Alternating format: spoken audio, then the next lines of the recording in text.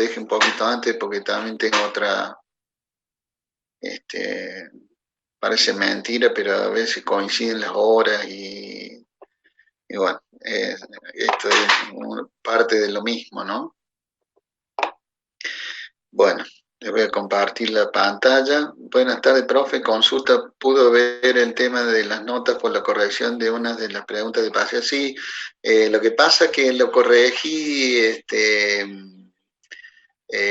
pero no sé si impactó en el puntaje final. Eh, Eso tengo que ver porque la verdad que lo corregí ahí en el parcial, pero no sé si impacta en la nota, ¿no? En el puntaje, en definitiva. Eh, Así que el que tenga alguna duda respecto de su puntaje, además, que me escriba un mail, así lo corroboramos y de paso me ayuda a mí para ver, porque, a ver, les vuelvo a repetir, no, o sea, no creo que altere mucho el tema de 10 puntos en 400, ¿no? Eh, ¿Por qué? Porque al ser así redondeo y para arriba, no creo que vaya a alterar demasiado. Pero tampoco sé, o sea, a ver, un tema, no se vuelvan locos ni ansiosos con arreglar cosas y demás, porque, a ver, tenemos un tiempo para hacerlo. Y bueno, así que este año va a ser absolutamente distinto a todo.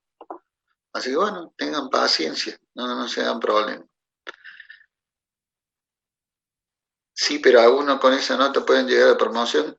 A ver, eso me parece que es difícil, pero no sé, no, le vuelvo a repetir, si alguno puede estar en esas condiciones, que me escriba un mail. De todos modos, obviamente que lo vamos a corregir a todos, pero bueno, con el tema del redondeo, en 10 sobre 40, sobre 400, no creo que vaya a enterar a muchos. Si lo hace, son contados con los dedos en la mano, así que no se hagan problemas, pero bueno, lo vamos a ver, obvio.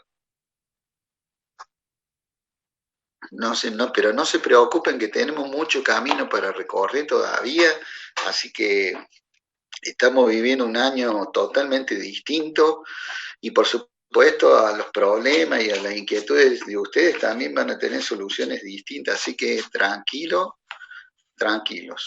no se pongan ansiosos porque a la ansiedad de uno le agregamos la ansiedad de los otros y ahí es una bomba de tiempo, así que no se pongan nerviosos, ya vamos a ver, primero vamos a ajustar todas las notas, obviamente, pero el tema quiero ver porque no sé, no tengo la seguridad, o sea, lo corregí en el examen, en Classroom, pero no tengo la seguridad de que vaya a haber impactado en todas las notas.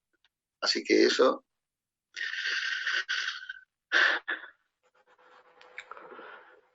No, no impactó, profe. Por ejemplo, yo tenía 290 sobre 400 y con esa respuesta llevaría 300, que sería un 8, y la nota de autogestión sigue siendo la misma, sigue siendo un 7. espérate, déjame ver. Bueno, escribime.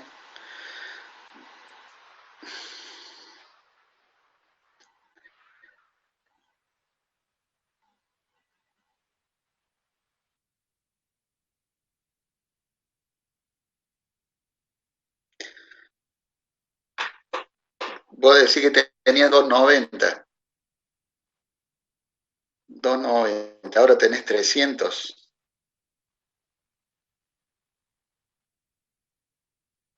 Pero, está bien. Bueno, sí, escribime y lo vemos, pero esa era la duda que tenía yo, porque para mí no había impactado, ¿viste? Pero bueno, como es todo nuevo, vamos a ver, pero no se preocupen. El que les corresponde más notas se corregirá, eso no se preocupen. ¿Mm? ¿No perdimos ninguna clase? No perdimos ninguna clase. Así que No, el viernes pasado no di, me preguntan, le voy traduciendo el tema. El viernes pasado no dio ningún tema, no. La verdad que el parcial nos llevó toda la tarde, así que tranquilo nomás. ¿Mm? Bueno, ahí ya recibí Marco, está apurado el hombre, pero bueno, no se preocupen, ya lo vamos a arreglar, eso está claro. Bueno, arrancamos con esto, así no nos demoramos mucho porque también tengo, en realidad es continuar, ¿eh? Es continuar lo que ya habíamos visto, o sea, lo que habíamos empezado a ver la clase pasada, ¿sí? Eh, Habíamos dejado en inversiones a corto plazo, o sea, a ver, haciendo un racontro un poco de lo que estamos viendo, para aquellos inclusive que no han dado en clases anteriores. Estamos viendo algunos componentes de los activos, o sea, hay un tema que siempre que lo dijimos y lo volvemos a repetir, hay lo que llamamos ecuación patrimonial, ¿m? Que es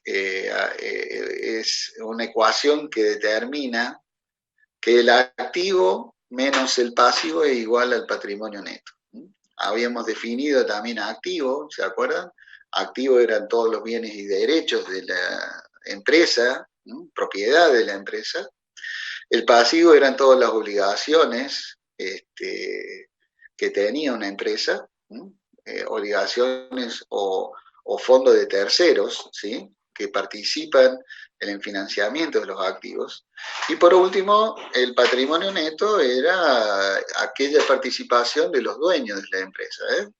Por una definición sencilla, era tener, por supuesto, la diferencia, digamos, entre activo menos pasivo. O sea, todo lo que no financiábamos con terceros, lo financiamos con eh, fondos propios. Esto es el patrimonio neto de la empresa.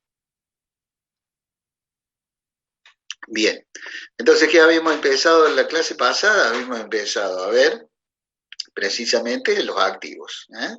Los activos que son, como dijimos, los bienes y derechos de una empresa. Habíamos dado algunos ejemplos que, bueno, no viene el caso de repetir porque ya lo vamos a ir viendo acá a medida que vamos hablando, ¿sí? Vimos las disponibilidades, caja y bancos. Esto de las disponibilidades, anoten esa palabrita nueva que no están acostumbrados ustedes a usar. Entonces, ahí no se ve la pantalla del Power. Sí se ve, profe. No está completa, pero se ve. No está con... Uy, ¿qué hice?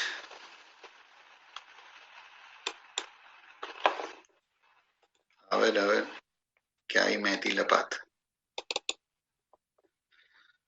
¿Ahí no lo ven completa ustedes? Ahí se ve muy bien. Ahí, lo corrí un poquito. Ahí está, ¿no? Bien. Entonces, disponibilidades, eso ya lo habíamos visto, dinero en efectivo y banco, algunos casos, bueno, moneda nacional, moneda extranjera, acá aparecen los billetitos de estos dólares que hoy le está trayendo tantos dolores de cabeza al país y al gobierno en particular. ¿Qué características tenían estas disponibilidades en caja y bancos? ¿No es cierto? Era el efectivo y podía ser, obviamente, bancos del país y del exterior. ¿Qué características tenía? Era liquidez, certeza, efectividad, o sea, el poder cancelatorio que tenía, además obviamente de la moneda de curso legal, que es el peso, también la posibilidad de tener en esta cuenta, en este reservorio, que utilice la contabilidad como para acumular y como para registrar y ordenar los movimientos que tienen que ver con esta caja, ¿no es cierto?, con la caja y bancos. ¿Por qué bancos? Bueno, porque acá también están incluidos los bancos, las cuentas corrientes de los bancos, ¿sí?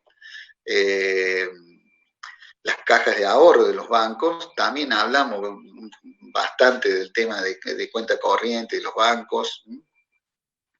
El fondo fijo, que es una caja que también se denomina una caja chica, es decir, un dinero en efectivo que las empresas cuentan como para hacer los gastos menores. Porque obviamente que hay gastos que son muy, muy pequeños, que no vale la pena, digamos, emitir cheques y demás para cubrirlos. Entonces, eso funciona así. Y una caja de moneda extranjera, que también no existen cuenta corriente de moneda extranjera, sí existen cajas de ahorro. Ahora, las cajas de ahorro únicamente son para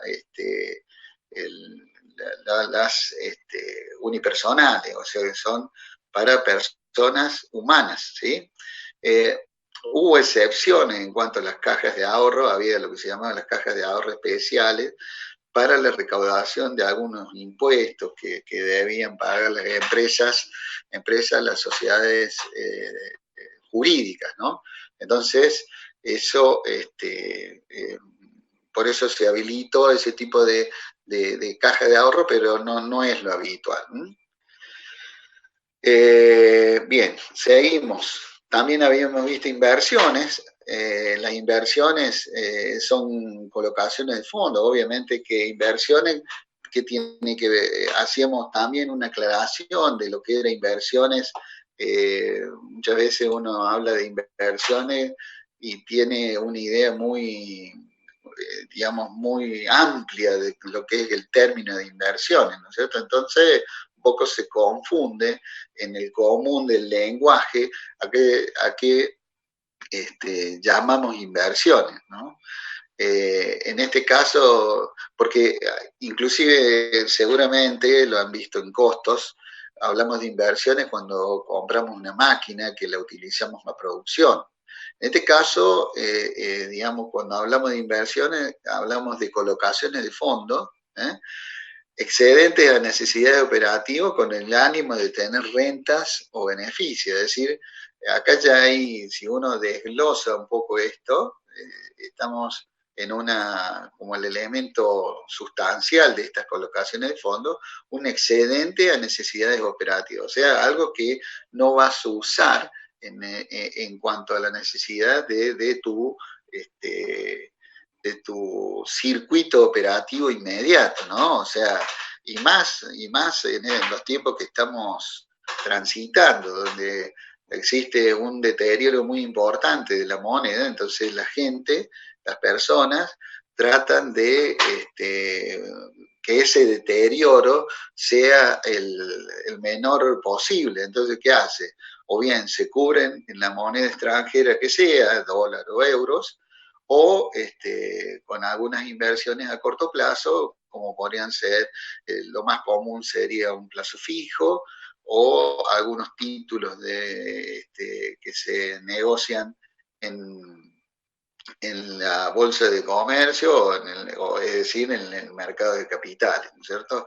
Es decir, que hay una colocación de excedente, entonces volvemos a repetir, que exceden o están sobrando de lo que usamos y que lo que vamos a necesitar en el corto plazo para, digamos, ¿a qué llamamos el círculo operativo? Es decir, hacemos una proyección a corto plazo y vemos que no necesitamos ni pagar impuestos, y con los sueldos también ya los tenemos pagados, no tenemos problemas, pagamos a los proveedores, no tenemos inconvenientes de caja a corto plazo. Entonces, ¿qué es lo que hacemos? Bueno, hay un excedente, ese excedente lo ponemos en plazo fijo o compramos dólares o lo que sea, ¿no? Entonces, a eso se refiere como inversiones, ¿sí? Por supuesto, ¿cuáles son las características? Y esto es muy importante, ¿no? Esto es muy importante, porque una de las primeras es estar afuera de los objetivos del ente. O sea, a ver, la empresa no se dedica a hacer plazos fijos, o no se dedica a comprar y vender dólares, salvo que sea una empresa de turismo, en cuyo caso sí, estaríamos hablando de una inversión. O sea, siempre cuando nosotros, y ya lo vamos a ver más adelante también, cuando nosotros estamos hablando de un tipo de bien, tenemos que, o a dónde lo ubicamos, o dónde corresponde, si es inversión, si no es inversión, si son bienes de cambio o no son bienes de cambio, no tenemos que perder de vista cuál es el objeto del ente, o sea, a qué se dedica el ente, ¿sí? Porque puede ser de que una misma operación para uno sea una inversión y esa misma operación para otros sea un movimiento de bienes de cambio, ¿sí? Entonces, para una financiera, muy probablemente la compra de venta de moneda extranjera sea un bien de cambio, en definitiva, la existencia de dólares, pero no así para el resto de las personas que se dedican a otra cosa, ¿no? Por ejemplo, vuelvo al tema de la zapatería. Si una zapatería hace un plazo fijo porque tiene un excedente financiero a corto plazo, y bueno, es un excedente de una inversión, ¿sí? Esa es la gran diferencia que nosotros tenemos que ubicar, ¿no es cierto? Temporal porque es a tiempo determinado, o sea, en algún momento esa inversión es intención de la empresa convertirlos de vuelta en pesos, ¿no es cierto? Y por supuesto que acá aparecen los riesgos, ¿sí? Obviamente ustedes ya eso ya lo van a ver con más detenimiento cuando vean matemática financiera, pero el rendimiento está muy asociado a los riesgos, ¿sí? Es decir, a mayor riesgo, obviamente mayor rendimiento, ¿sí? A menor riesgo, menos interés o menos rentabilidad vamos a obtener de nuestra inversión. Esto es así, digamos. A ver, si nosotros compramos un papel en la bolsa de comercio para apostar o especular, porque realmente así, al mejor precio de venta posterior de ese papel, bueno, asumimos un riesgo. ¿Cuál es el riesgo? Y bueno, que no se produzca ese aumento que esperamos y o muchas veces, al contrario, salimos perdiendo, porque en el caso, por ejemplo, de la compra de un papel o de un título en la bolsa de comercio, el mercado de valores, tiene un costo de ingreso eso, una comisión de ingreso y una comisión de egreso de esa inversión, con lo que eso obviamente se deduce de la renta que yo puedo obtener de ese papel, ¿no? Entonces siempre tiene ahí asociado un riesgo en la inversión y dependerá qué tipo de inversión sea, un plazo fijo en un banco público, obviamente que es muy reducida, ¿cuál sería el riesgo de un plazo fijo? Y bueno, que el banco se liquide, que no podamos retirar nuestros depósitos, ¿sí? Como ha pasado, obviamente.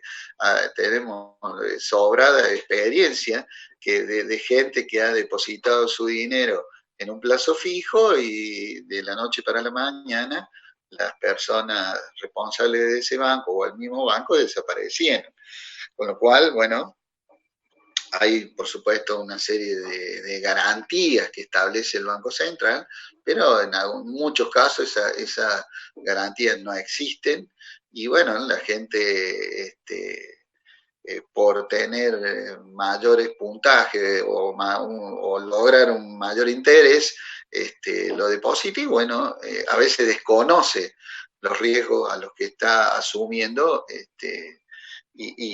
bueno, también tenemos sobrado de ejemplos, ¿no es cierto?, de gente, bueno, que ahora hay procesos judiciales y todo en Córdoba, que habían depositado su dinero a una tasa sumamente interesante y bueno, obviamente que después esa gente desapareció su dinero y bueno, provocaron esas estafas bastante conocidas. Bueno, por supuesto que estas inversiones pueden ser corrientes y no corrientes, ¿sí? Las corrientes son las transitorias, ¿okay?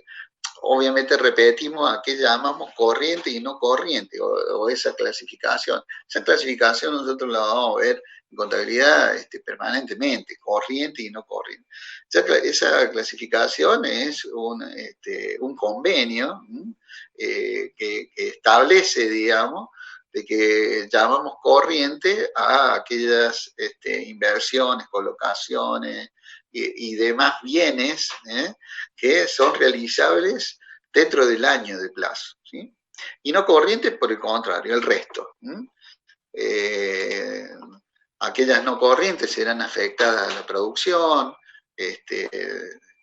serán inversiones que tenemos previsto no cobrar en lo inmediato o no transformar el dinero en lo inmediato, sino en el largo plazo, es decir, todas aquellas que tienen que superan al año, esas son las que nosotros denominamos no corrientes. Por supuesto que las corrientes tienen que ser fácilmente realizables, o sea, si yo la quiero depositar, a ver, tienen un sentido estas inversiones corrientes, es decir, no tener dinero excedente sin, o mejor dicho, no tener dinero excedente sin rentabilidad, por mínima que ésta sea. Entonces, obviamente, yo si la voy a necesitar en lo inmediato, tendré que recuperar esa o transformar esa inversión en lo corriente en pesos inmediatamente, ¿no? Por eso muchas veces hay que tener muy bien, hay que tener mucho cuidado, y nosotros lo vemos a menudo eso, en cuanto a la programación de nuestra caja, o sea, hacer un presupuesto de lo que va a ser nuestra caja. ¿Por qué digo esto? Primero por los costos que vamos a suponer que nosotros no hubiéramos decidido por comprar títulos o papeles en la bolsa de comercio. Obviamente que ahí nosotros tenemos que conocer que los costos de entrada y salida de la inversión. Pero en el caso del plazo fijo, como dice el mismo producto, son a plazo fijo, o sea, si yo ubico un dinero excedente a 30 días, y tengo que saber de que hasta 30 días no lo voy a poder utilizar, ¿no?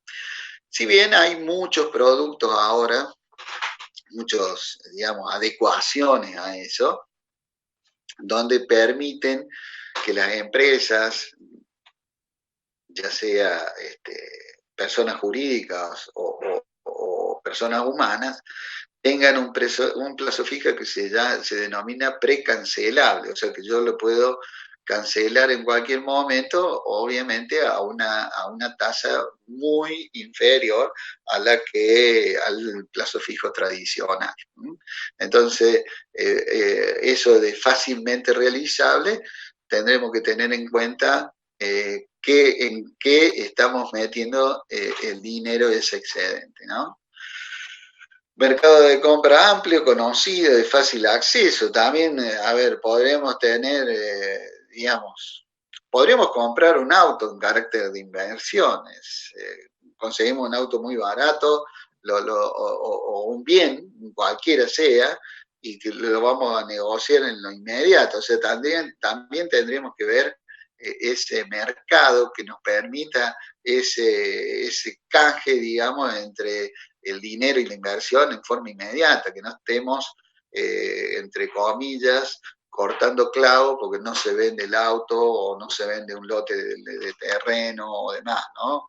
Hoy, por ejemplo, en otras situaciones, a lo mejor comprar un departamento o comprar un lote de terreno significaba una inversión a corto plazo. Hoy no estaría tan seguro de esa inversión porque, como sabrán ustedes, la comercialización de inmuebles está absolutamente parada, son muy pocas las operaciones que se están haciendo, entonces obviamente que la persona que decidió una inversión a corto plazo en ese sentido, y hoy va a estar complicada para hacerse de los pesos nuevamente, ¿no? Bueno, me avisa que en 10 minutos se corta la red. Por supuesto que acá, bueno, cerramos que la intención de venta en el corto plazo, dentro de los 12 meses posteriores al cierre del ejercicio. Bueno, es lo que yo le decía en cuanto a lo corriente, ¿sí? Bueno, por supuesto, ser fungibles, es decir, que se pueden vender sin ningún problema, tener precio de mercado conocido, no requerir de su venta en un esfuerzo significativo, bueno, es todo lo que hacemos a referencia así, ¿no? Entonces, y digamos, ¿cuáles son las inversiones no corrientes? Bueno, por supuesto que en cuanto a una definición, la más sencilla sería las que no están encuadradas como corrientes. Pero, bueno, un poco es así, ¿no? Si, a ver, muchas veces vemos en los balances o en los informes de las empresas, que existen, digamos, inversiones en terrenos o en otras acciones, ¿no es cierto?, de otras empresas. También lo hacen con una intención de excedente, pero ya pensando en el largo plazo, ¿no? Muchas veces la inversión en valores mobiliarios, en los títulos y demás, se hacen un poco más, dicen que esas inversiones hay que esperarlas que maduren un poco más, entonces, y bueno, y también tienen que ver con el tema de los costos para entrar y salir de la inversión. Esas inversiones normalmente son a más largo plazo. Bueno, acá es un poco más de lo mismo, habla del depósito a plazo fijo, de la caja de ahorro, es lo que más, lo que hablamos recién. Bien. Otra cuenta, otro acumulador, al que llamo yo, son cuentas por cobrar, ¿sí? Hablamos de los activos, decíamos que son bienes y derechos, bueno, estos son derechos. ¿Derechos qué? Derechos que posee la persona para cobrar a terceros pesos, bienes o servicios, o sea, no solamente pesos, sino también puede ser derecho a cobro en bienes o derecho a cobro en servicios. Acá también aparecen, vamos a suponer que yo tenga, por ejemplo, para cobrar un producto, en definitiva, de decir, bueno, le anticipé un dinero, ¿no es cierto?, a un plomero para que me haga toda una reforma en la empresa en cuanto a los sanitarios. Pero bueno, le anticipé el dinero, pero la persona esa me debe todavía el servicio. Entonces, acá están incluidas esa deuda que ese tercero tiene para con la empresa para prestar los servicios, ¿sí? Acá lo que sí conviene discriminar los créditos, ¿sí? O sea, esos derechos. Por un lado, los que hacen en la actividad habitual, ¿no? Por un lado, lo que hacen en la actividad habitual. Y el resto son otros créditos, ¿sí? Los créditos que hacen en la actividad habitual normalmente son lo que llamamos nosotros créditos por ventas. Esos créditos por ventas tienen que ver con la actividad habitual. ¿Qué quiere decir la actividad habitual? Bueno, si estamos en una zapatería, siguiendo el ejemplo ese, el crédito por venta va a ser aquellas personas que todavía me deben la venta del par de zapatos, ¿sí? Yo le facilité, digamos, el par de zapatos a cambio de un compromiso, en definitiva, un compromiso de pago a 30, 60 días, lo que sea, ¿sí?